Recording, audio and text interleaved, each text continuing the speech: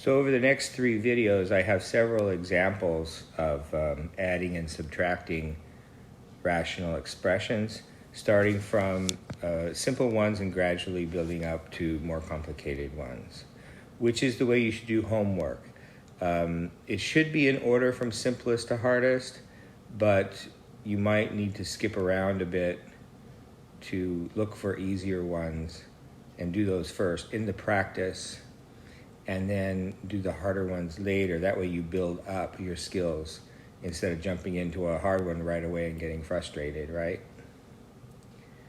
So example number 1, x plus 1 over x plus 3 over x. This is pretty easy because the denominators are both the same, they're x.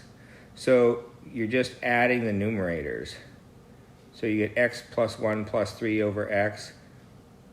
You don't necessarily have to write that step because most people know 1 plus 3 is 4 right away. That's pretty simple. So you get x plus 4 over x. Nothing reduces. Those x's do not reduce because the x in the numerator is a term of the numerator. It is not a factor of the numerator. And you could only cancel factors in the numerators, cancel with the if you have the same factor in the denominator. X is not a factor of the numerator. It's a term. Go back to the 0 series lectures if you're confused on that. Okay, second one. Again, we have the same denominator. What I'm demonstrating here is what happens if you're subtracting them and there's a negative in the numerator of the thing you're subtracting. So you have to make sure that those negatives cancel. So we get 2x minus 3 plus 4 over x minus 1.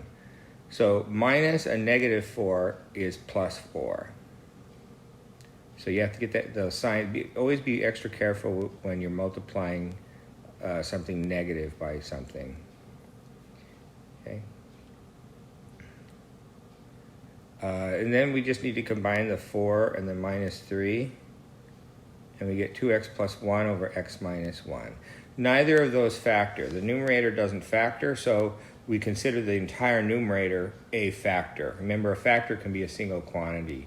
So a factor of the numerator is the whole numerator in this case. The factor of the denominator is the whole denominator, x minus 1.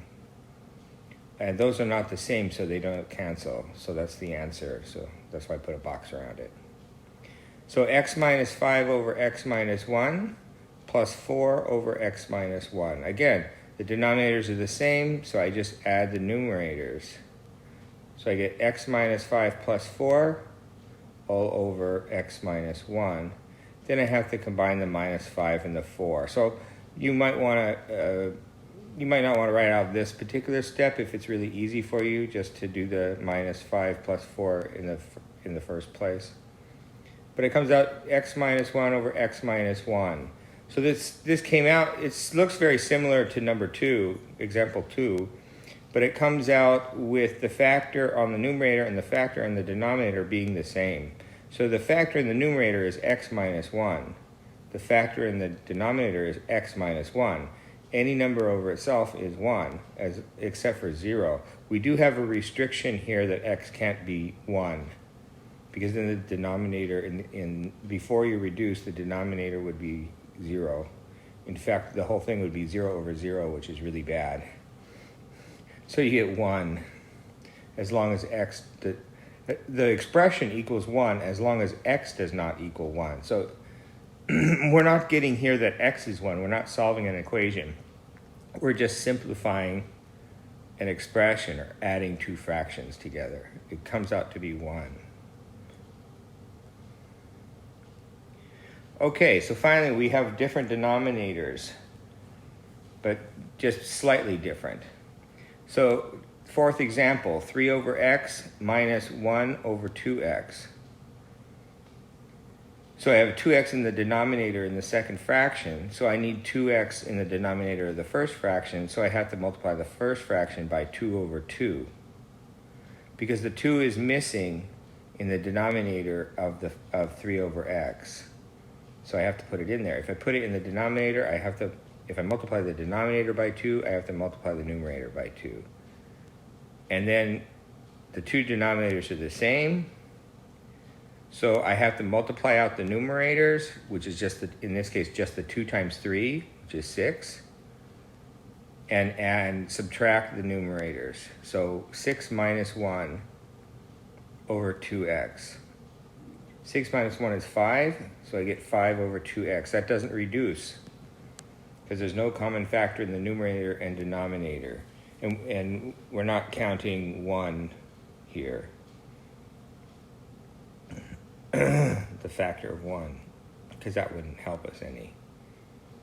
Okay, fifth example. See how these are slowly building? So we've got fifth example, 3 over 2x plus x over 6y. So you'll notice on the first fraction, the factors in the denominator are 2 and x. In the second fraction, the factors in the numerator are 2, 3, and y, because 6 is 2 times 3. 2, 3, and y. So both denominators have a 2 in them. The second one has a 3 and the first doesn't. So I'll have to multiply the first fraction by 3 over 3. The second one has a y and the first doesn't, so I'll have to multiply the first fraction by y over y. Right? And you just keep doing that with each factor. So I wrote it out so you could see what I'm doing. You don't have to write this step. I have 3 over 2x plus x over 2 times 3 times y. If you can just see that 6 is 2 times 3, you're fine. Right?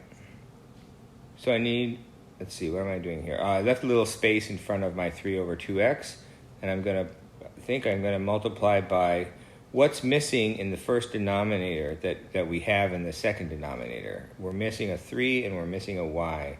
So I should multiply this by 3y over 3y. Right? Now I look at the second one and I say, okay, what's missing in the denominator of x over 6y, or x over 2 times 3 times y? What's missing there that I have in the denominator of the first fraction? Well, I have an x in the first fraction and I don't have it in the second, so I need an x in the denominator of the second fraction. So I need to multiply the second fraction by x over x. Like that. So now the two denominators are the same. The numbers are written in a different order, but that doesn't matter. I've got 2 times 3 times x times y if you reorder them. So the 2 times 3 you put together again. So you get 6xy. Usually we write the letters in alphabetical order when it's convenient. It's not necessary though. And then on the numerator you've got x times x, which is x squared. Oh, I'm sorry, I forgot the first fraction. You've got to do this one first. Right, this one here. So that's 9y over 6xy. Don't reduce that yet, because it's plus x squared over 6xy. Okay, now you see if you can factor the binomial here. Well, no. There's no common factors between the two, right? That's just a 3y, and that's a xx. So there's no common factors there in 9y plus x squared. And there's no fancy... The only other thing we have factoring we have for two terms is a difference of 2 squares, and it's not even a difference. So that doesn't factor. The denominator, we don't want to factor the 6 and the 3. That's not the kind of factoring. We're trying to look for ways of factoring things to reduce. So that's just the answer. It just looks like that. Okay, so that does not factor, so you just leave it. You don't just start canceling x's and y's and weird stuff like that. You have to cancel factors of the numerator and factors of the denominator. Okay, so example 6, 1 over x minus 3. Remember, 3 really is 3 over 1, right? So 3 is actually the numerator of the second fraction, even though it's not written as a fraction. So I wrote it as 3 over 1, and then I notice I'm missing an x on the denominator. I have an x in the denominator here, so I needed an x in the denominator here, so I multiplied 3 over 1 by x over x. Right? So then I get 1 over x minus 3x over x.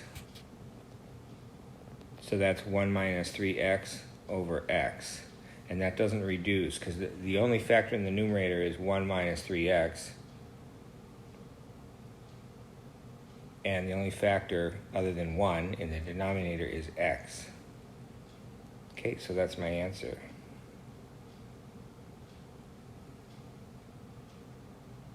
Okay, seventh example.